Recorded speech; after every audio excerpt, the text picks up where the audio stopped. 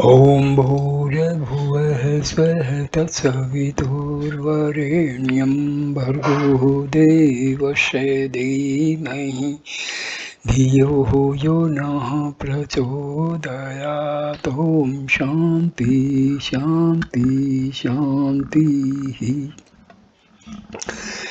Namaskar my dear friends, this is video number 29 on Ramana talks with Maharshi Ramana. Video number 29 starts with talk number 421. A resident devotee Kunju Swami related an observation of Sri Maharshi after the robbery in the ashram in 1923. Some disciples were asking why the robbers should be allowed to molest even sadhus and why the sadhus would not protect themselves and their dependents from the robbers. Sri Bhagwan observed, there were rishis like Vishwamitra who could duplicate the universe if they wished. They lived during the lifetime of Ramana, who caused agony even to Sita and Rama among others. Could not Vishwamitra have destroyed Ramana by his occult powers? Though capable, he kept still. Why? The occurrences are known to the sages, but pass away without leaving an impression on their minds. Even a deluge will appear a trifle to them. They do not care for anything. 7th June 1937, talk number 422. Dr. Venkata Rao, a visitor from Guntur, a guru asked his disciple to do things contrary to ethical principles, but the disciple, having accepted the person as the master, desires to please the master, but his moral sense obstructs him. What should he do under the circumstances? Maharshi, no reply. Devotee, I shall make myself clear. The Guru asked his disciple to commit a theft, and the disciple did not do it. The master then said, I wanted to test you to see if you had completely surrendered yourself or retained your individuality. It is now clear what it is. Is the Guru right in ordering the disciple that way? Maharshi, still no reply. Another person observed, there are persons on whom I refuse to sit in judgment. Still I cannot help feeling if they deserve the appellation of Gurus. They appear bogus men. If they be really worth, they would not order the disciples in that way. Mercy, but the person says it is for a test. The questioner continued, should it be carried out? Maharshi, your original statement contains the answer to your question. Both the questioners jointly asked the action is disagreeable. Can it be done? Maharshi, the question might be referred to the person himself, that is, the Guru. He is responsible for the situation. Talk number 423. A young man asked, I try to cultivate willpower but do not succeed. How should I do it? Mercy, no answer. Devotee, I came here 3 years ago and Sri Bhagwan said that willpower is necessary for strength of mind. Since then I have been desiring to cultivate it but without success. Maharshi, no answer. Devotee, during these years I have had 4 or 5 reverses. They upset me considerably. There is always the fear of failure haunting my attempts. This results in want of faith in myself, which certainly foredooms my efforts to failure. Nothing in fact succeeds like success, and also nothing foils one's attempts like failure. Hence my question. Mercy, no answer. Devotee, is not willpower necessary for success? It should ensure success and also rule out failure. Mercy, no answer. Devotee, I try to gain willpower. After these years, I find myself only where I began. There is no progress. Mercy, no answer. Devotee, what are the means for gaining willpower? Mercy, your idea of willpower is success ensured. Willpower should be understood to be the strength of mind which makes it capable for meeting success or failure with equanimity. It is not synonymous with certain success. Why should one's attempts be always attended with success? Success develops arrogance and the man's spiritual progress is thus arrested. Failure, on the other hand, is beneficial inasmuch as it opens the eyes of the man to his limitations and prepares him to surrender himself. Self surrender is synonymous with eternal happiness. Therefore, one should try to gain the equipoise of mind under all circumstances. That is willpower again. Success and failure are the results of prarabdha and not the willpower. A man may be doing only good and noble actions and yet prove a failure. Another man may do otherwise and yet be uniformly successful. This does not mean that the willpower is present in the one and not in the other. Devotee, is it not said in the book Truth Revealed, Ulladu Narpadu, that the world is a product of the mind? Maharshi, yes. Devotee, does it not follow that the mind grown strong brings the world under control? Mercy, the mind in its external activities gives rise to the world. Such activities fritter away the strength of the mind. Its strength lies in being confined to itself with the external activities arrested. Devotee, there is an idiot who cannot count up to 10. His mind does not certainly wander as does that of a thinker. Is the former a better man than the latter? Mercy, who says that he is an idiot? Your mind in its wandering ways says so. Devotee, is willpower gained by divesting oneself of thoughts? Maharshi, rather by confining oneself to a single thought. Ultimately, this will also disappear, leaving pure consciousness behind. Concentration helps one to it. Devotee, so then it is gained by directing the mind and concentrating it. The personality has nothing to do with it. Mercy, personality is the root cause of external activities. It must sink for gaining the highest good. Talk number 424.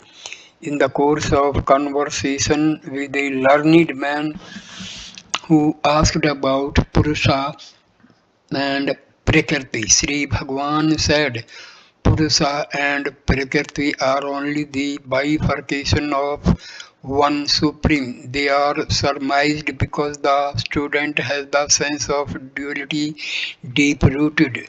The same Gita also says that Purushottama lies beyond Purusha and Prakriti. Devotee, what are Paranadi and Susumna Nadi and the heart? Mercy, but Susumna result into the Para. Susmanatu prelina. Heart is usually understood to be the muscular organ lying on the left of the chest. The modern psychological review speaks of a physical organ on the left and the heart center on the right. The Bible says that a fool's heart is on the left and a wise man's on the right. Yoga Vasishtha says that there are two hearts, the one is Samvit and the other the blood vessel. Devotee, what is Anhata? Maharshi, Anhata is the chakra lying behind the heart. It is not Samvit. Lalita Sahasranama has it. Anhata Chakrasthai Namo Namaha. Salutation to the core situated in Anhata and the next mantra Harit in the heart. Thus it is clear that Anhata is not the same as Harit. Talk number 425. Willpower or any other is gained by practice. Abhyasa. Devotee, is success not dependent on Guru's grace? Mercy, yes it is. Is not your practice itself due to such grace? The fruits are the result of the practice and follow it automatically. There is a stanza in Cavallia which says, O Guru, you have been always with me, watching me through several reincarnations and ordaining my course until I was liberated. The self manifests externally as Guru when occasion arises, otherwise, he is always within and doing the needful. 12th June 1937, talk number 426. Mr. Das of Allahabad University has the food which one usually takes anything to do with increase or decrease of one's spirituality. That is, does it influence spirituality for good or bad? Maharshi, yes, sattvic food in moderate quantity is helpful to spiritual development. Devotee, for a Grihi, that is a man of the world householder, what conduct in life will help him most spiritually? Mercy, dhyana or bhakti, which mean the same thing. Devotee, what is meant by taking the name of God? How to reconcile the following two ideas? The Bible says, do not take the name of God in vain. The Hindu Shastras enjoin taking the name of God all the time. Mercy, one should not use the name of God artificially and superficially without feeling. To use the name of God, one must call upon Him and surrender to Him unreservedly. After such surrender, the name of God is constantly with the man. Devotee, what are the fundamental tests for discovering men of great spirituality, since some are reported to behave like insane people? Mercy, the Jnani's mind is known only to the Jnani. One must be a Jnani oneself in order to understand another Jnani. However, the peace of mind which permeates the saint's atmosphere is the only means by which the seeker understands the greatness of the saint. His words or actions or appearance are no indication of his greatness, for they are ordinarily beyond the comprehension of common people. Devotee, has man any free will, or is everything in his life predestined and preordained? Mercy, free will holds the field in association with individuality. As long as individuality lasts, so long there is free will. All the Shastras are based on this fact and they advise directing the free will in the right channel. Find out to whom free will or destiny matters, abide in it. Then these two are transcended. That is the only purpose of discussing these questions. To whom do these questions arise? Find out and be at peace. Devotee, are intellect and emotion like the physical body growths which come with the birth of man, and do they dissolve or survive after death? Mercy, before considering what happens after death, just consider what happens in your sleep. Sleep is only the interval between two waking states. Do they survive that interval? Devotee, yes, they do. Maharshi, the same holds good for death also. They represent body consciousness and nothing more. If you are the body, they always hold on to you. If you are not the body, they do not affect you. The one who was in sleep is now in waking state just speaking. You were not the body in sleep. Are you the body now? Find it out. Then the whole problem is solved. Similarly, that which is born must die. Whose is the birth? Were you born? If you say you were, of whose birth are you speaking? It is the body which was born, and it is that which will die. How do birth and death affect the eternal self? Think and say to whom the questions arise. Then you will know. Talk number 427. Devotee, it is said that the universe consists of light and sound. Are these two constituents like the light and sound in the physical world? Can they be seen and heard with the physical organs, eye and ear? Or are they to be experienced only subjectively? Maharshi,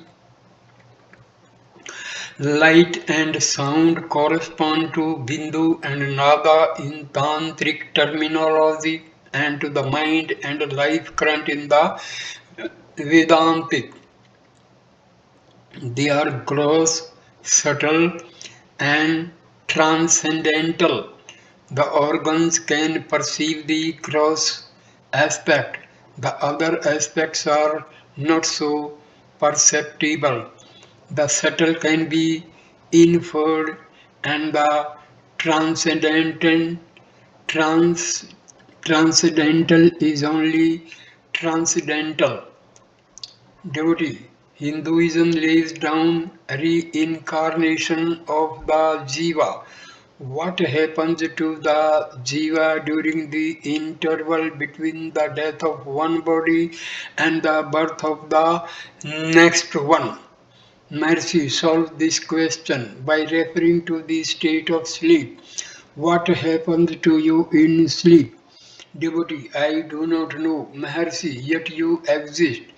Therefore, existence beyond knowledge and ignorance is indicated. Although ignorance was prevailing according to your present idea, yet you did not say so in sleep. You continue to exist all the same. Mere ignorance does not rule out the fact of your existence.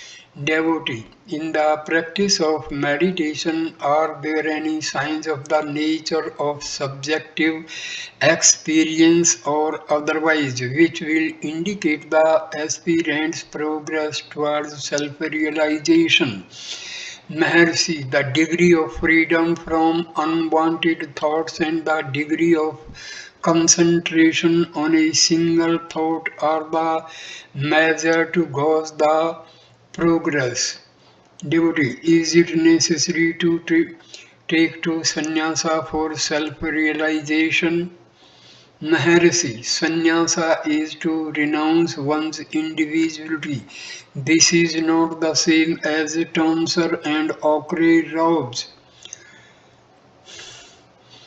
A man may be a grihi, yet if he does not think he is a grihi, he is a sannyasi.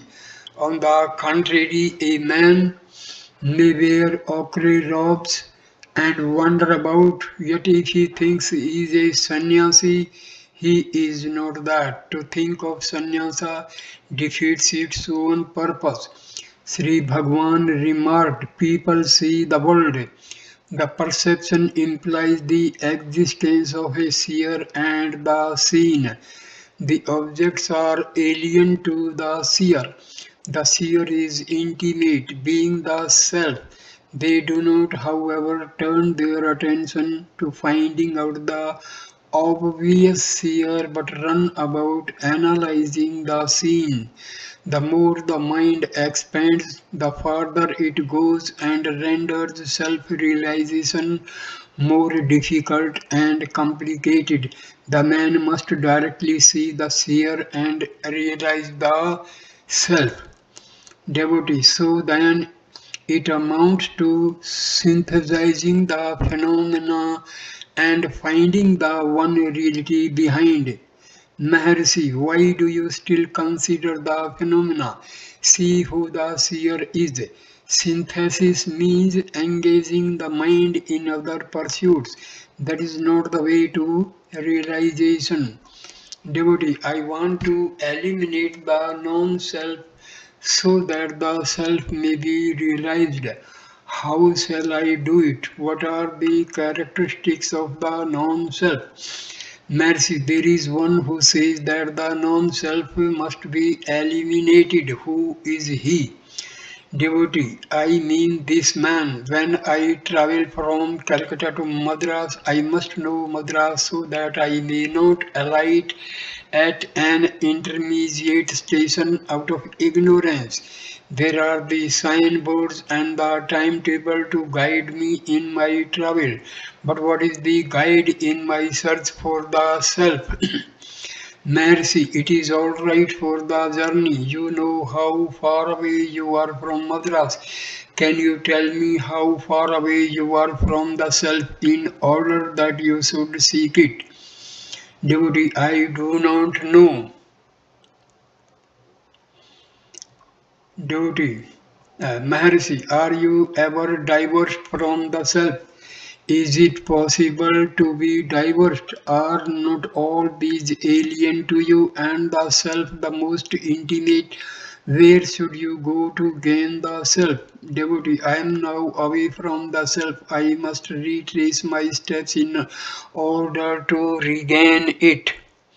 Mercy, how far away? Who says that he is apart? Can there be two selves? Devotee, it is said that individuals are modifications of the self, just as ornaments are of gold. Maharshi, when a man speaks in terms of ornaments, ignoring their substance gold, he is told that they are gold. But here the man is consciousness and speaks of himself as its modification. Do you remain apart from self that you speak of yourself as its modification? Devotee, cannot gold be imagined to say that it has become an ornament, Maharshi? Being insentient, it does not say so, but the individual is sentient and cannot function apart from consciousness. The self is pure consciousness, yet the man identifies himself with the body which is itself insentient and does not say, I am the body of its own accord. Someone else says so. The unlimited self does not.